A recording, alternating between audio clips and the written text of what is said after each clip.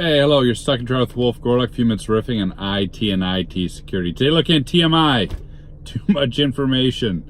I was working with an organization, they had a TMI project, and I thought that was a fantastic name, so I had to cover it here. Of course, their goal was to identify the information they had and remove the information they didn't. Why is that important? Well, clearly because you don't want the exposure of all that information. You don't want the risk if it gets stolen. You don't want the risk if there's litigation. You don't want the concerns about all the operational costs that goes into maintaining all that data.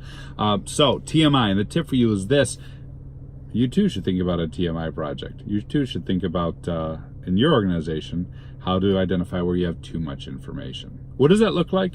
What do you need? Well, first you need to know what information you have.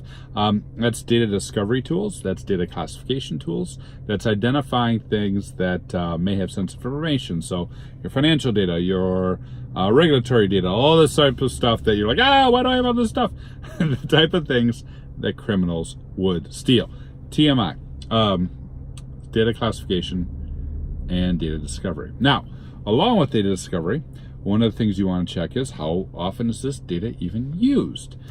It is amazing to me, and this has been very consistent every single time I've ever done data discovery for like 20 years now. The vast amount of data we store and the teeny tiny amount of data we use. It's usually within single percentages of the data that's stored in the system is actually in use by users or by the organization. So when you want to look at data discovery and want you to find out where these sources are, the next cut of that information is, hey, how often is this data used? Is it ever used? Has it been used forever and every single day, or has it not been touched in 2.5 years?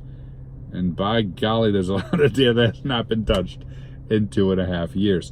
All right, now you got, we know what data we have. We know how often it is used. We know who uses it and what it's used for. That's the next step in determining what we're gonna do and what is TMI and what's not.